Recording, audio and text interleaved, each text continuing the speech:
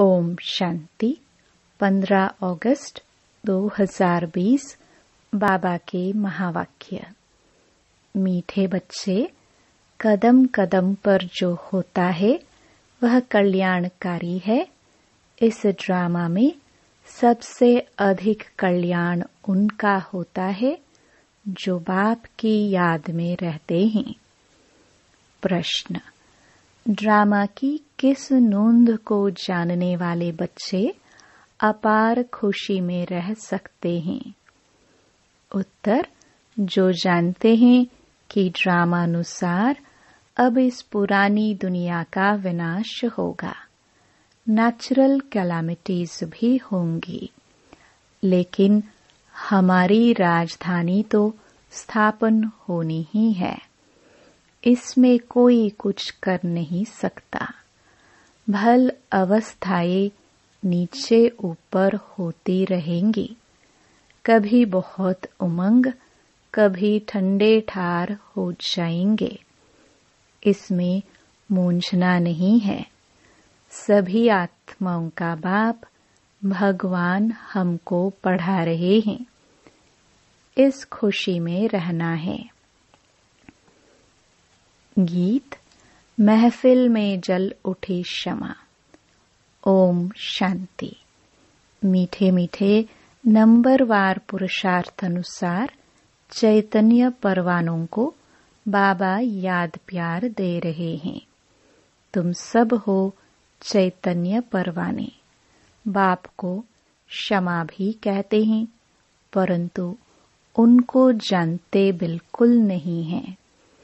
क्षमा कोई बड़ी नहीं, एक बिंदी है। किसकी भी बुद्धि में नहीं होगा कि हम आत्मा बिंदी है। हमारी आत्मा में सारा पाठ है। आत्मा और परमात्मा का नॉलेज और किसकी बुद्धि में नहीं है। तुम बच्चों को ही बाप ने आकर समझाया है, आत्मा का रियलाइजेशन दिया है। आगे यह पता नहीं था कि आत्मा क्या है, परमात्मा क्या है। इसलिए देह अभिमान के कारण बच्चों में मोह भी है, विकार भी बहुत हैं। भारत कितना ऊंच था। विकार का नाम भी नहीं था। वह था वाइसलेस भारत। अभी है विशियस भारत। कोई भी मनुष्य ऐसे नहीं कहेंगे जैसे बाप समझाते हैं। आज से 5000 वर्ष पहले हमने इनको शिवालय बनाया था। मैंने ही शिवालय स्थापन किया था। कैसे, सो भी तुम अभी समझ रहे हो। तुम जानते हो, कदम कदम पर जो होता है वह कल्याणकारी ही है। एक एक दिन जास्ती कल्याणकारी उनका है जो बाप को अच्छी रीति याद कर अपना भी कल्याण करते रहते हैं। यह है ही कल्याणकारी पुरुषोत्तम बनने का युग। बाप की कितनी महिमा है तुम जानते हो। अभी सच्चा सच्चा भागवत चल रहा है। द्वापर में जब भक्ति मार्ग शुरू होता है तो पहले पहले तुम भी हीरों का लिंग बनाकर पूजा करते हो।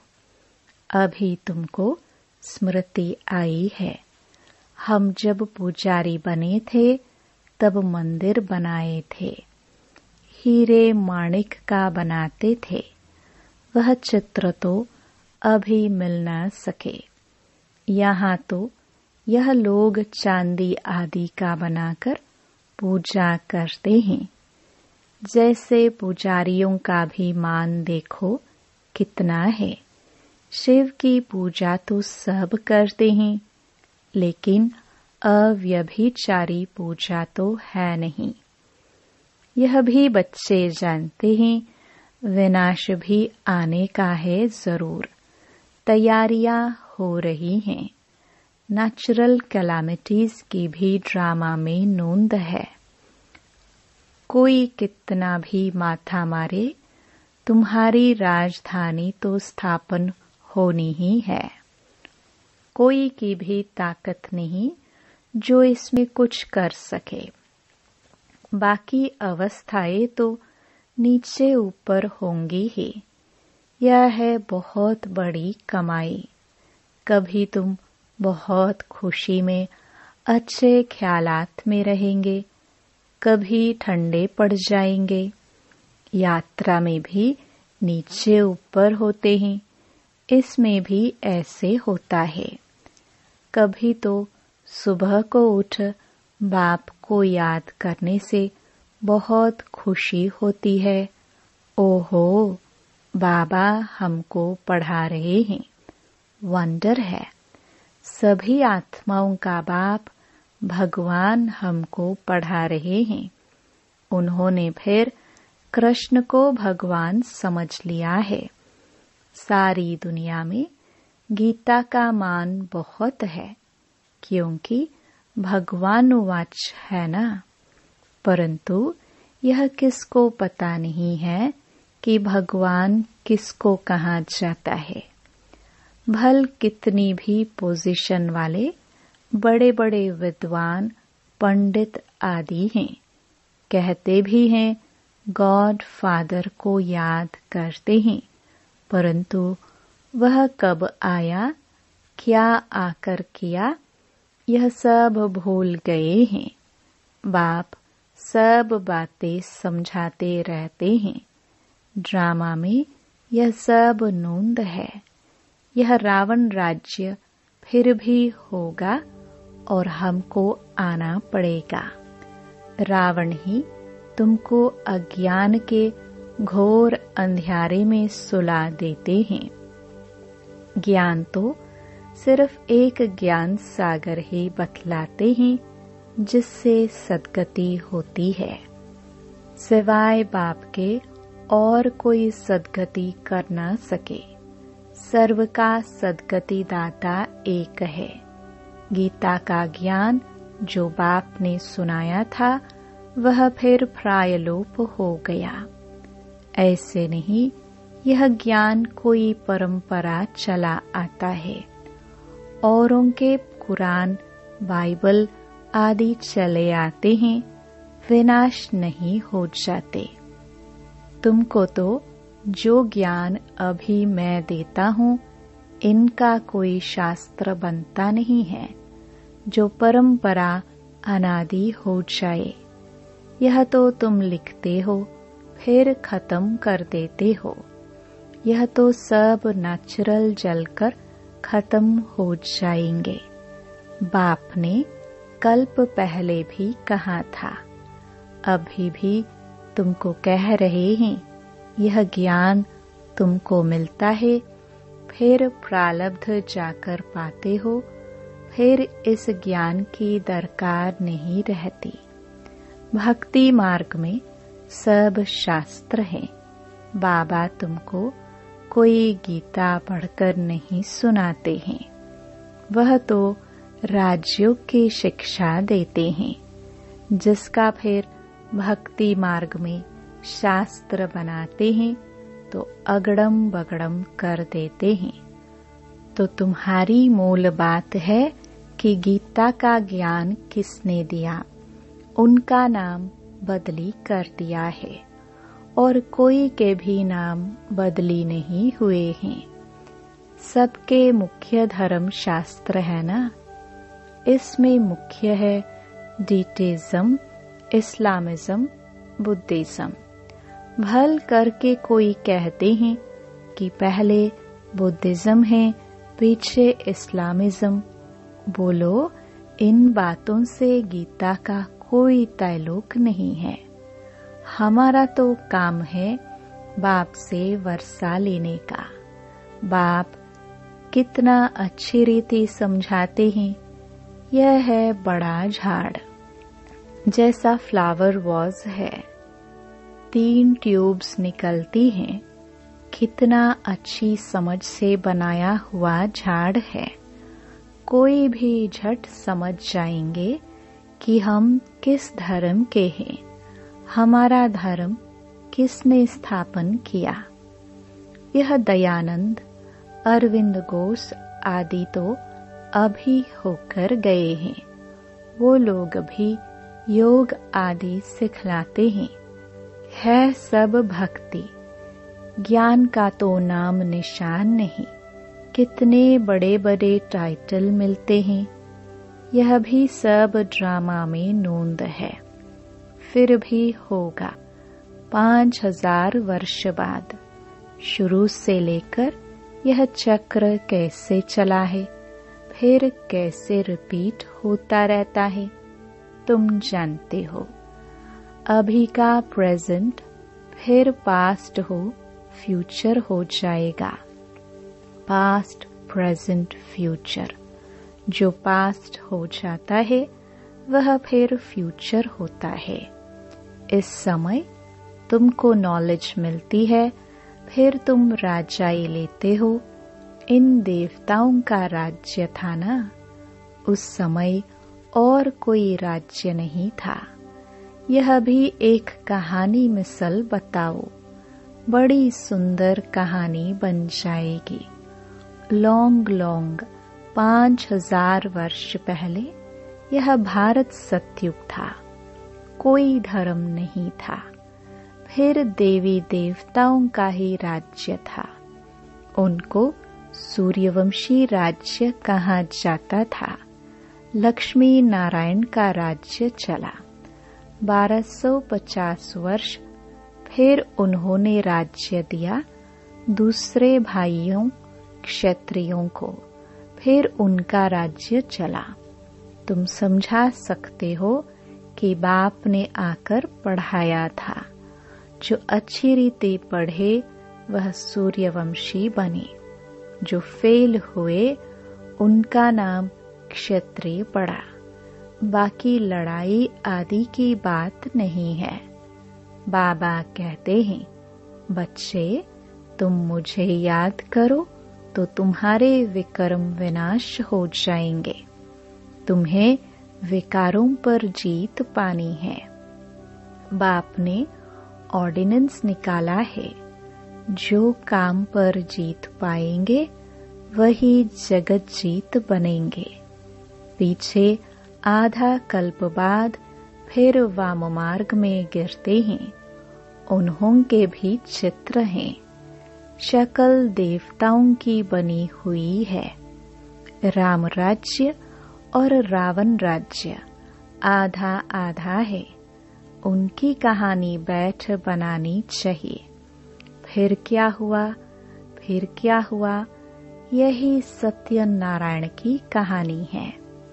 सत्य तो एक ही बाप है, जो इस समय आकर सारे आदि मध्य अंत का तुमको नॉलेज दे रहे हैं, जो और कोई दे ना सके। मनुष्य तो बाप को ही जानते।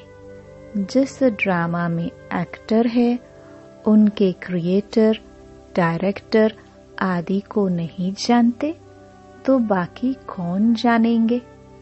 अभी तुमको बाप बताते हैं, ड्रामा अनुसार यह फिर भी ऐसे होगा। बाप आकर तुम बच्चों को फिर पढ़ाएंगे, यहाँ दूसरा कोई आ ना सके। बाप कहते हैं, मैं बच्चों को ही पढ़ाता हूँ, कोई नए को यहाँ बिठा नहीं सकते। इंद्रप्रस्थ की कहानी भी है ना। नीलम परी, फुकराज परी नाम है ना। तुम्हारे में भी कोई हीरे जैसा रत्न है। देखो, रमेश ने ऐसी बात निकाली प्रदर्शनी की, जो सबका विचार सागर मंथन हुआ तो हीरे जैसा काम किया ना।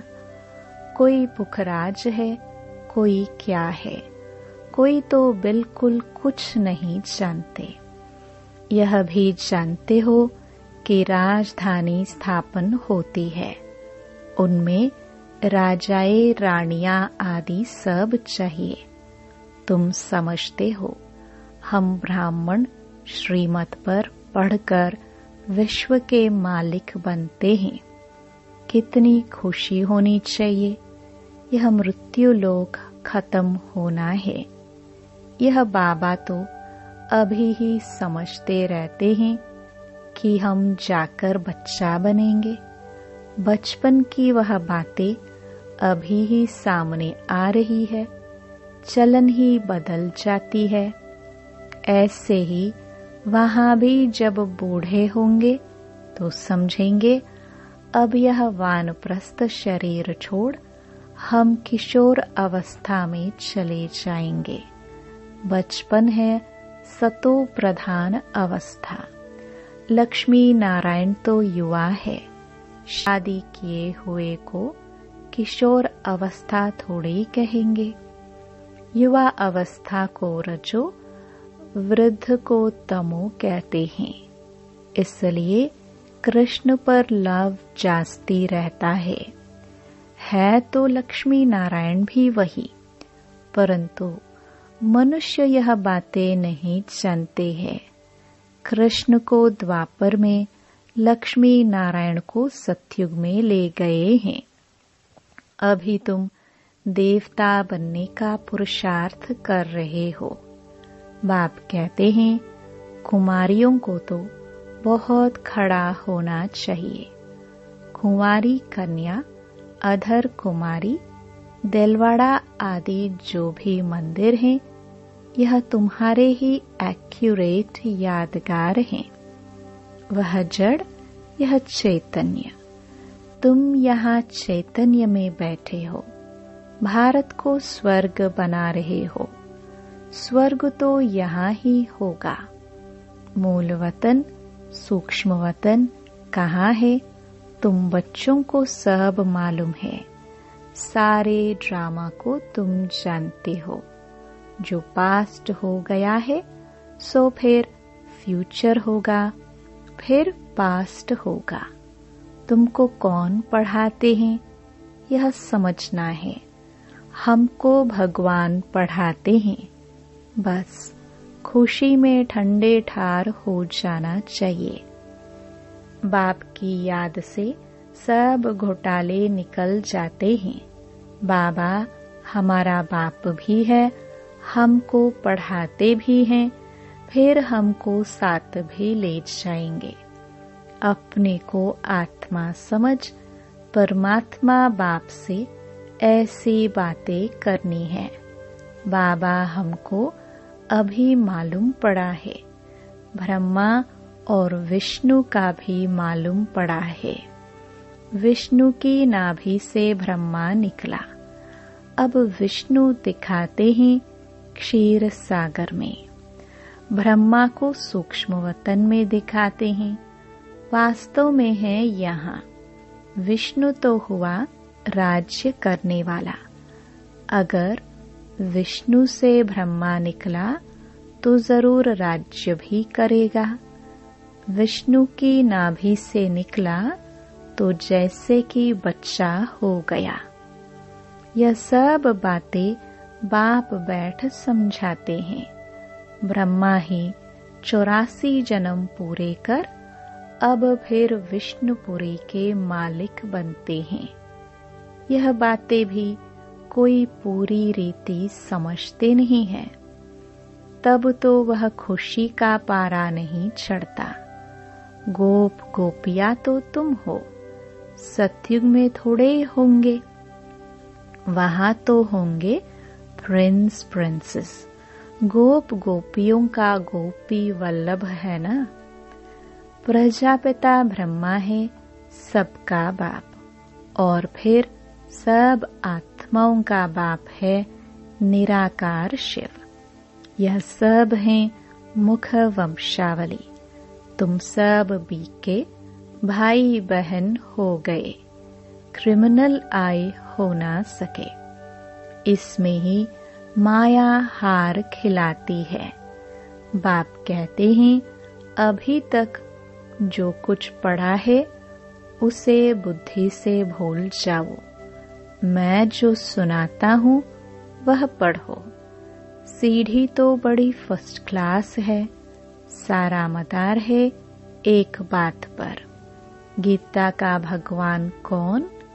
कृष्ण को भगवान कह नहीं सकते, वह तो सर्वगुण संपन्न देवता है।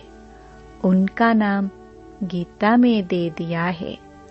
सांवरा भी उनको बनाया है और फिर लक्ष्मी नारायण को भी सांवरा कर देते। कोई हिसाब किताब ही नहीं। रामचंद्र को भी काला कर देते। बाप कहते हैं काम चिता पर बैठने से सांवरा हुआ है। नाम करके एक का लिया जाता है। तुम सब ब्राह्मण हो, अभी तुम ज्ञान चिता पर बैठते हो। शूद्र काम चिता पर बैठे हैं।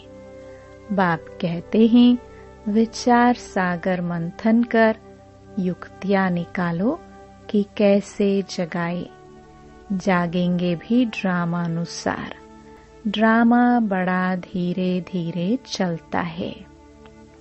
अच्छा, मीठे मीठे सिखिल दे बच्चों प्रति माता पिता बाप दादा का याद प्यार और गुड मॉर्निंग। रूहानी बाप की रूहानी बच्चों को नमस्ते। धारणा के लिए मुख्य सार। पहला, सदा इसी स्मृति में रहना है कि हम गोपी वल्लभ के गोप गोपियां हैं। इसी स्मृति से सदा खुशी का पारा चढ़ा रहे। दूसरा, अभी तक जो कुछ पढ़ा है उसे बुद्धि से भूल बाप जो सुनाते हैं वही पढ़ना है। हम भाई बहन हैं। इस स्मृति से क्रिमिनल आई को खत्म करना है। माया से हार नहीं खानी है। वरदान, रियलिटी द्वारा रॉयल्टी का प्रत्यक्ष रूप दिखाने वाले साक्षात्कार मूर्त भव। अभी ऐसा समय आएगा जब हर आत्मा प्रत्यक्ष रूप में अपने रियलिटी द्वारा रॉयल्टी का साक्षात्कार कराएंगे। प्रत्यक्षता के समय माला के मणके का नंबर और भविष्य राज्य का स्वरूप दोनों ही प्रत्यक्ष होंगे। अभी जो रेस करते करते थोड़ा सा रीस की धूल का पर्दा चमकते हुए हीरों को छिपा देता है, अंत में यह पर्दा हट जाएगा। फिर छिपे हुए हीरे अपने प्रत्यक्ष संपन्न स्वरूप में आएंगे। रॉयल फैमिली अभी से अपनी रॉयल्टी दिखाएंगे, अर्थात अपने भविष्य पद को स्पष्ट करेंगे। इसलिए रियलिटी द्वारा रॉयल्टी का साक्षात्कार कराओ। स्लोगन, किसी भी विधि से व्यर्थ को समाप्त कर समर्थ को इमर्ज करो। ओम शांति।